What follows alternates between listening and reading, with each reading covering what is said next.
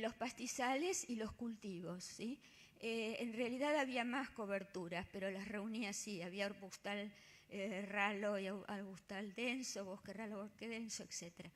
Y también acá se ve que el arbustal, también el marrón es el 2000, el arbustal disminuyó, el bosque disminuyó un poco, el pastizal disminuyó bastante y todo lo que es cultivo se incrementó. Esto es para el conjunto de los 43 departamentos. Bueno, a ver si la pego. Cuando uno ve los mapas de cobertura, se puede ver que hay, digamos, la frontera agropecuaria está muy localizada, ¿no es cierto? En el 2000 se ve cómo se expande desde el este hacia el oeste y un poquito ahí arriba desde el oeste hacia el este, ¿no es cierto? Entonces, lo que hicimos fue separar los partidos, aquellos departamentos donde había mayor avance de la frontera agrícola y trabajar solo con esos 20 departamentos. Así quedaron los verde claritos, son los 20 departamentos donde se produjo mayor avance de la frontera agrícola. De todos modos, el avance de la frontera no es homogéneo en todo el departamento, ¿no? O sea, ahí hay una cuestión que no se pudo solucionar. El primer punto era que los campesinos de bajos recursos hacen un uso ineficiente de la tierra, ¿no? Entonces, si uno superpone mapas de ubicación de las colonias aborígenas o mira experiencias de campo de 3 tesis doctorales que tenemos nosotros o bibliografía, que vamos a ver ahora, se puede ver que esto no es cierto. Conseguí algunos mapas de la ubicación de las colonias aborígenes y las colonias aborígenes, tanto de los huichis como de los topas como de los pilagás, que se ven ahí en distintos colores, se ubican en áreas que están forestadas o con bosque bajo y denso o con bosque abierto o con arbustal, ¿no es cierto? O sea que no se ve que estén ocasionando deterioro de la tierra. Nosotros en las experiencias de campo tenemos un trabajo que se hace en colonias campesinas de bajos recursos en Santiago del Estero, donde se ve que, perdón, ¿no? Porque me fue al revés. No, perdón. No, está bien. Tenemos un estudio que se hace con esos campesinos y se ve que esos campesinos cultivan todo el año en diversos cultivos, en parcelas muy chicas, con cercos de vegetación alrededor de las parcelas y que antes hacían trueque, ahora venden en el mercado local y tienen bosques comunitarios que los cuidan mucho, además porque están un poco preocupados porque parece que les van a quitar las tierras y usan recursos del bosque, producen miel, usan algunas especies que son interesantes y no se ve que haya mucho deterioro, ¿no es cierto? En el Chaco tenemos otro trabajo de una tesista que hizo el ciclo de vida y el cálculo de la energía, o sea, del impacto sobre el ambiente de la producción de esos campesinos, esos productores medianos, que ahora están produciendo soja porque si no, no pueden competir con los sojeros. Pero no están muy conformes con la producción de soja porque ellos se dan cuenta de que requiere agua y no tienen riego, de que consume muchos nutrientes y ellos no ponen fertilizantes, porque si ponen fertilizantes no les salen las cuentas, ¿no? Cada vez que hay un momento de sequía, vienen los productores industriales y les compran las tierras por nada, o sea que están bastante preocupados por eso. Y luego tenemos la experiencia de los huichis y criollos en el oeste de Formosa y del Chaco, que es otra tesis, donde la tesista está trabajando con los huichis y criollos y bueno, se nota mucha preocupación porque se ven muy empujados por la agroindustria. Luego tenemos de bibliografía un trabajo muy interesante que es de Baldi Tolli, donde trabajó Jovaji, que explicó también lo de la salinización de los suelos. Ellos hicieron una asociación entre el tipo de cultivo, el tipo de uso de la tierra que hacen los campesinos, ya sea agronegocio o campesinos medianos o pequeños, y la prolongación del periodo verde. Y por lo menos en el Chaco argentino ellos ven que los productores pequeños mantienen cobertura vegetal todo el año, mientras que los agronegocios, que se preocupa por obtener un rendimiento rápido, cuanto más corto es el periodo de cultivo mejor, entonces lo cosechan rápido y el suelo permanece descubierto mucho tiempo. Y eso se pierde mucha agua en una zona que es árida, semiárida, y hay peligro de salinización. No me extiendo porque ya lo tienen que haber escuchado eso. Y luego, bueno, hay otros trabajos que son de gente que está estudiando las comunidades en sí, que también ve que hay que se produce injusticia todo el tiempo, ¿no? Entonces, después de esto, uno se pregunta, ¿un uso ineficiente para qué? ¿Qué quiere decir un uso ineficiente? Desde el punto de vista de la conservación del bosque chaqueño, que es un bosque muy particular, porque está en una zona seca, donde en otras regiones a la misma latitud hay desiertos, o sea, es el único bosque subtropical en estas latitudes, el bosque en estas latitudes. En realidad un uso ineficiente no se entiende muy bien qué quiere decir, que producen poco alimento. Bueno, puede ser, producen alimentos para su supervivencia. Y luego se habla también de servicios ecosistémicos, y actualmente hay una gran polémica sobre servicios ecosistémicos porque ¿para quién? En un trabajo que se hizo muy recientemente, se acaba de publicar con investigadores de Córdoba, se ve que en el Chaco también hay unos 160 y pico servicios ecosistémicos detectados en entrevistas con distintas comunidades de distintos niveles y capacidad productiva, y que muchos de esos servicios ecosistémicos generan conflictos, ¿no es cierto? Lo que para uno es un servicio ecosistémico, para el otro no lo es. Entonces, ¿quién decide qué es lo que se hace? Bueno, si uno dice el deterioro del nivel de vida y el desarrollo impulsan la emigración campo-ciudad en busca de una vida mejor. Aquí se muestra en anaranjadito la población, la cantidad de población, en verdecito la cantidad de viviendas, y el azul es el área periurbana, es decir, en la digitalización manual las zonas urbanas se dividieron en el amanzanado central y en todo lo que rodea al amanzanado, que es una zona muy desordenada, heterogénea, ¿no es cierto?, donde se ven casitas y parcelas muy chiquitas. Entonces, fíjense que hay diferentes situaciones, ¿no? En el primer gráfico se produce una disminución de la población rural, de la población dispersa, un incremento, una disminución de esto está expresado en la tasa anual de cambio.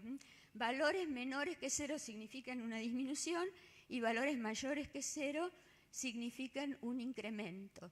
Y acá se ve en el primer gráfico una disminución de la población, tanto rural como dispersa, en un aumento de la población urbana y un aumento del área periurbana, ¿no es cierto? En el de al lado aumenta la población rural y disminuye la dispersa, y también hay un crecimiento de la zona periurbana.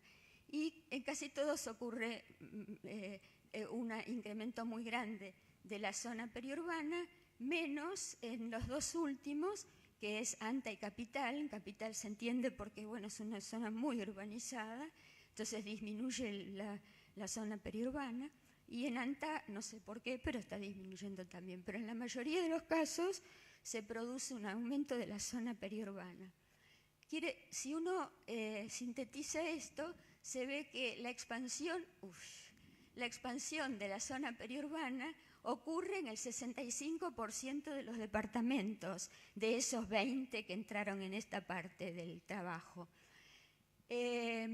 La población rural disminuye en 23 y la población dispersa disminuye en 69 y las viviendas de la zona rural disminuyen en 31 y las viviendas de la zona dispersas disminuyen en el 77%. Eso explica el incremento de la zona, la expansión de la zona periurbana.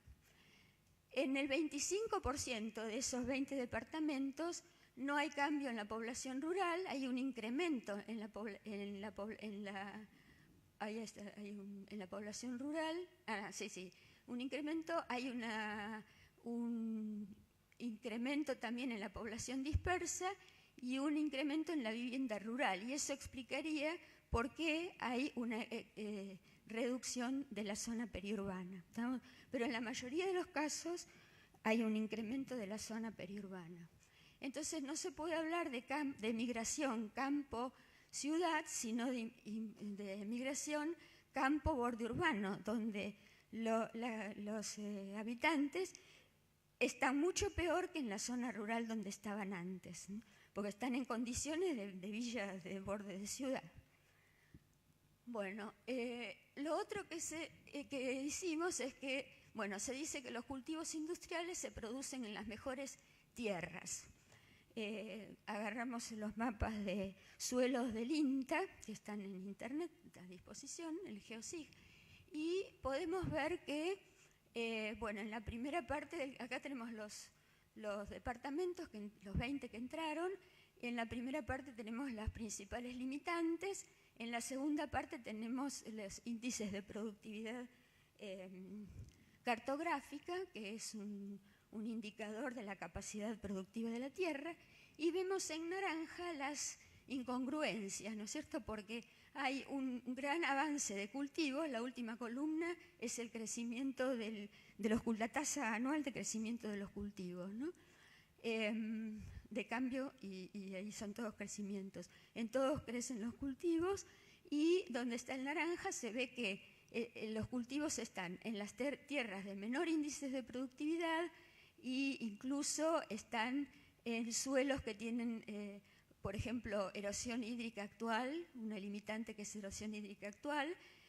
También tienen una limitante en Fray Justo Santa María de Oro, que es también hídrica.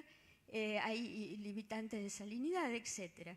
Y muchos, solamente los verdecitos, son los que están creciendo en los suelos mejores. O sea que eso tampoco se cumple en esta hipótesis.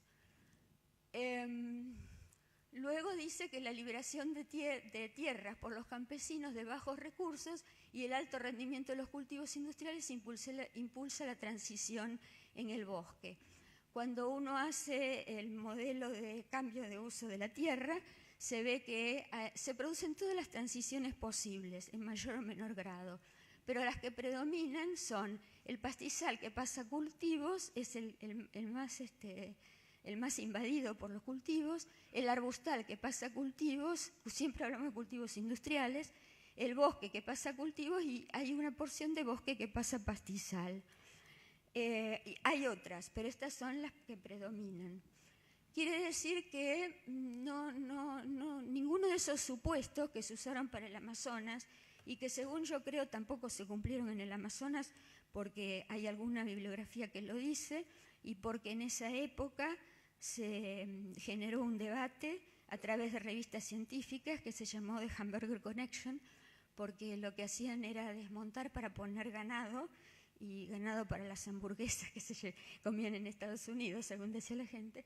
Y entonces fue bastante dura esa discusión, y yo también participé, ¿no?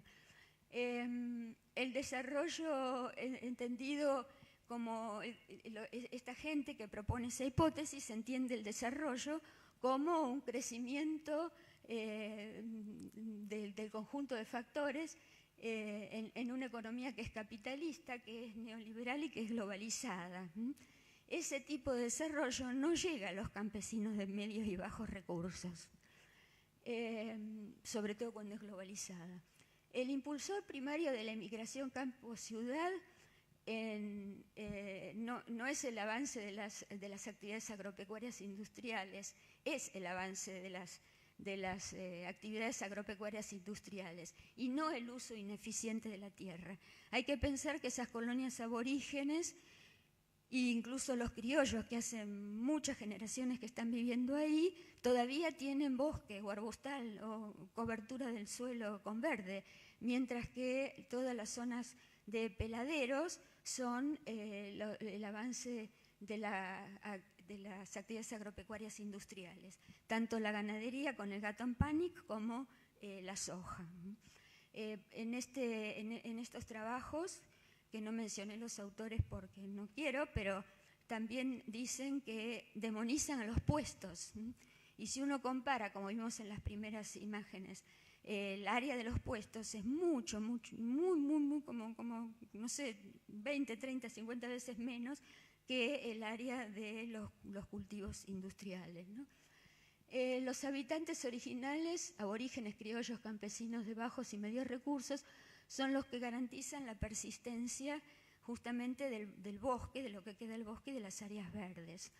Y luego es improbable que se produzca transición del bosque, dadas las condiciones áridas y semiáridas de la ecorregión. A lo mejor en el Amazonas sí ocurría, porque las condiciones climáticas son distintas. Previo al avance de la ganadería en el Amazonas, había un sistema de producción transhumante en pedacitos de tierra muy chicos y de los aborígenes, y cuando ellos, como en el bosque tropical, los nutrientes están en los árboles, no en el suelo. Entonces, cuando el suelo se agota enseguida, entonces ellos se iban a otro lado y eso se cerraba. Era como un claro natural del bosque que se cerraba con bosque nuevo. Incluso podía ser una manera de mantener joven el bosque amazónico, ¿no? Pero acá en el Chaco eso es mucho más difícil. Ahora, la idea no es que no hay que cultivar soja o cultivos industriales. La idea es que hay que hacer un ordenamiento que permita la persistencia de las coberturas naturales en tiempos largos, a lo largo del año, ¿no? A mí me quedaron dos preguntas por responder, que creo que sería muy importante responder, que una, ¿cuál es el umbral mínimo de cobertura boscosa por debajo del cual se colapsa todo el sistema chaqueño? Porque siendo una zona seca, donde, por ejemplo, cuando hacen la supuesta ganadería bajo bosque, no es bajo bosque, porque pasan la máquina y siembran Gatton Panic. Y entonces ahí no crecen ni siquiera los renuevos de los árboles, desaparecen. Entonces no creo que pueda hacer. Y bueno, donde pasan la maquinaria para voltear los bosques, para hacer cultivo de soja, tampoco puede haber recuperación, ¿no? Y lo otro es cuáles podrían ser las consecuencias de la expansión de agroindustria en el Chaco seco sobre el acuífero guaraní. En uno de los últimos, en un trabajo muy reciente, que es de Beroslavsky, Ronald y Beroslavsky, del 2012, determinan que el límite occidental llega a un área que se llama las Lomadas de Otumpa, que está en el límite entre Chaco y Santiago del Estero, ahí nomás, ¿no? O sea que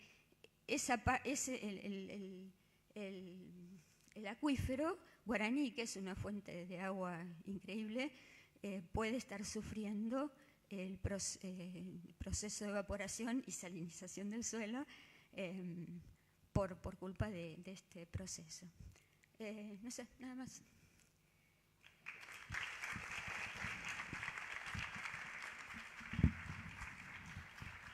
¿Pueden responder preguntas? Sí. Bueno, muchas gracias, Silvia, pero seguramente hay gente que quiera hacer preguntas.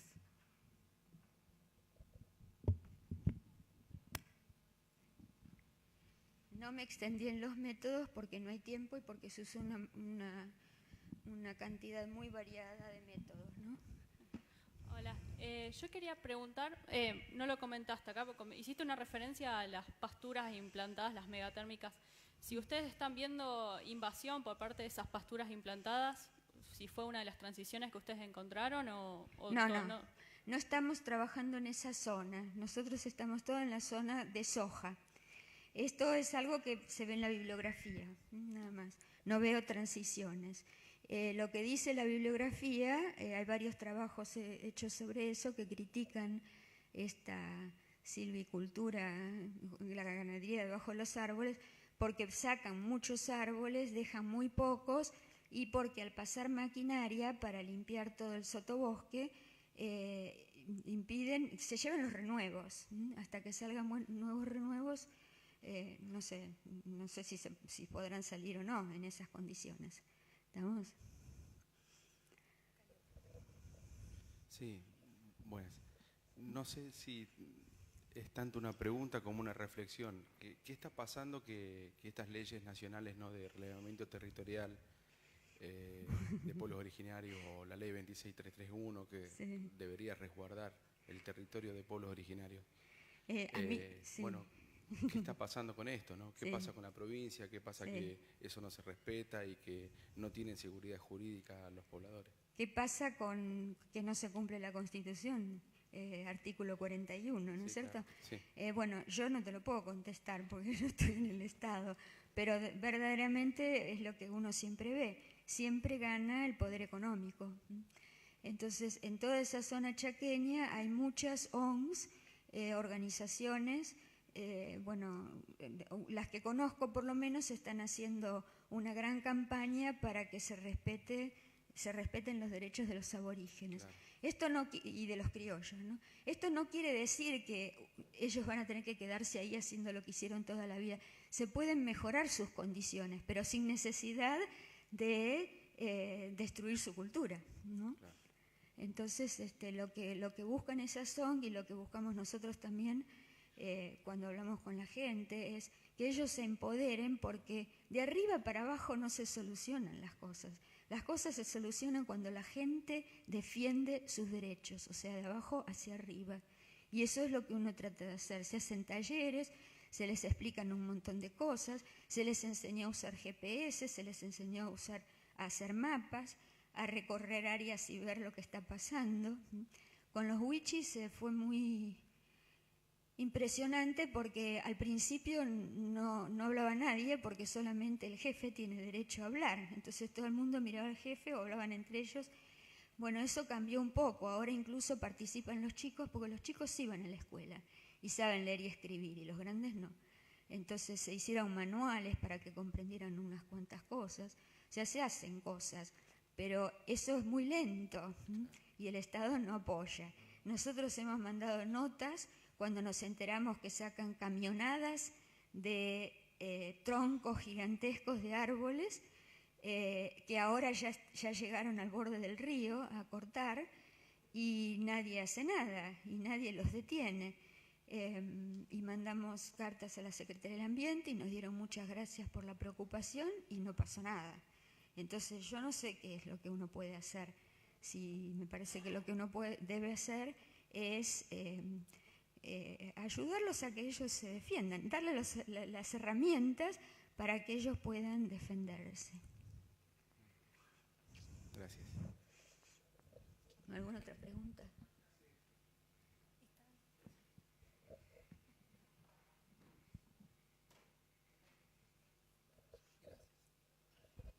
Silvia, cuando decís ahí, ¿cuál es el umbral mínimo de cobertura del doser por debajo del cual se produce el colapso del bosque chaqueño, la desertificación? Sí. ¿Vos te referís a cuándo ya no se regenera bosque? Es decir, debe haber un área mínima de bosque necesaria en un espacio determinado, no en todo el Chaco, ¿no? En un espacio determinado para que pueda haber regeneración de bosque. Es decir, si hay mucha tierra descubierta, como está pasando en las zonas que son cultivadas, eso también se podría solucionar. Se podría buscar otra manera de hacer los cultivos de soja, ¿no? Pero queda tan descubierto, se seca mucho, ahí no va a crecer ningún rebrote de árbol, ¿no? ninguna semilla va a germinar ni nada. Entonces, ¿cuánto será el área mínima que tiene que quedar de bosque, ¿no es cierto?, para que no ocurra una desertificación total? Hay áreas que ya están desertificadas, pero me lo contaron y no lo vi, o sea que no lo aseguro, pero me lo contaron.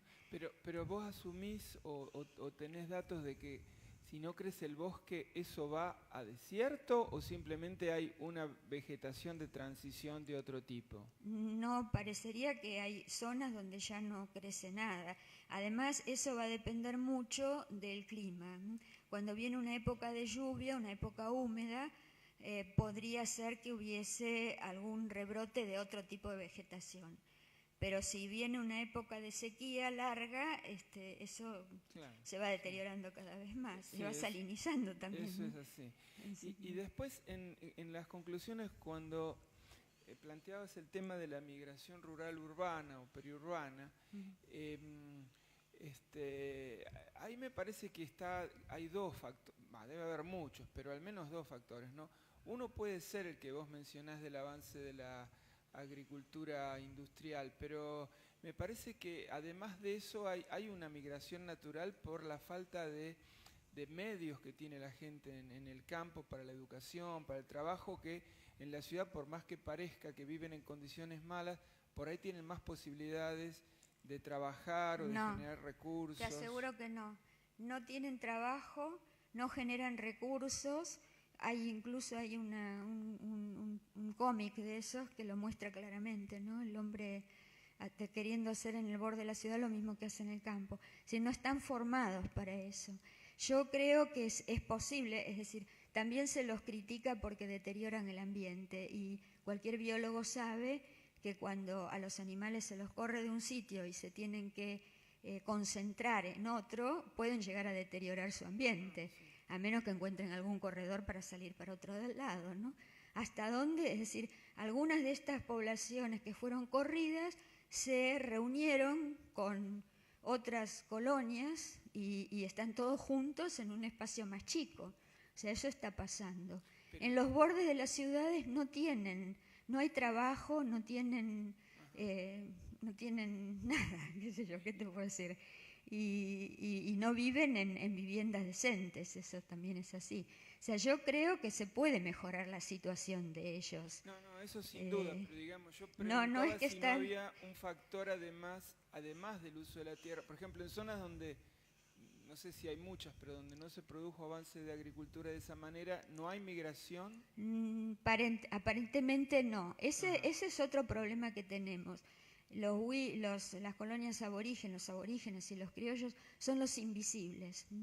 O sea, habría que hacer censos más seguidos locales y no hay quien los haga, ¿no? Es decir, el otro gran problema que tiene este país es que el municipio de los departamentos se ocupa de la zona urbana. Sí. No hace nada por la zona rural. No tiene la visión rural. Sí, no tiene. Sí. Entonces, eso es una cosa terrible que pasa, no puede ser. Tiene que haber algún organismo del Estado que se ocupe de mejorar la zona rural. Es decir, hay algunos intentos, por ejemplo, la Conadivio está tratando de mejorar la comercialización de los productos artesanales o productos naturales que sacan, que obtienen o que producen las colonias aborígenes o los criollos o los campesinos de menos recursos, ¿no es cierto? Es muy difícil porque siempre aparece el mediador que viene y le compra los productos por nada y después los vende por mucho en las ciudades, ¿no? Es muy difícil, pero de a poco hay intentos, pero no son lo suficientemente rápidos. Cuando lo logren no va a quedar nada. Digo, exagero, ¿no? Pero va a quedar mucho menos que proteger. Gracias. No, por nada.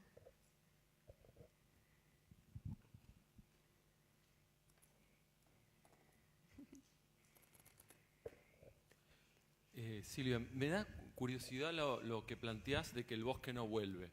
Sí. La transición de cultivo o de pastura de vuelta a bosque, no la vemos porque no es viable o porque no se No. le ha dado lugar en los lotes que hay hoy en el Chaco Seco. Quiero aclarar una cosa. Nosotros hicimos esto que es una década. En el largo plazo, ¿no es cierto?, podría ser que hubiese una recuperación, pero para que haya una recuperación tiene que dejarse de cultivar de la manera como se cultiva y de hacer la ganadería con la manera con que se hace. Al fin de cuentas, esos bosques duraron muchísimo. Por ejemplo, fíjate el impenetrable. El impenetrable es un bosque en muy buen estado, o por lo menos lo fue, no sé ahora cómo está, pero fue un bosque en muy buen estado durante mucho tiempo. Y no es porque fuese un área protegida, es un área donde entran los aborígenes y usan recursos, obtienen recursos. Y duró mucho tiempo. Entonces, eso es lo que no me gusta, que digan que hacen un uso ineficiente de las cosas. El uso ineficiente es barrer áreas enormes de bosque para sembrar soja, que no deja ningún beneficio en la región. Los sojeros pequeños, que están con mucho miedo y muy presionados, porque cuando les va mal en el cultivo les compran las tierras por nada y las tienen que vender, ellos siempre dicen que preferirían sembrar maíz y sorgo, que es mucho menos demandante. Pero no lo hacen porque las retenciones son las mismas para ellos que para los grandes. Entonces ahí hay otra situación de injusticia, ¿no? Si no siembran soja, no les rinde, no pueden sobrevivir. Y el trabajo ese que se hizo sobre el ciclo de vida y el cálculo energético, se comparó Rojas, el departamento de Rojas, con Charata, ¿no? En Rojas usan muchos fertilizantes, las diferencias no son muy grandes en el impacto ambiental, pero los de Charata tienen un problema que son 800 kilómetros para llegar al mercado, al puerto.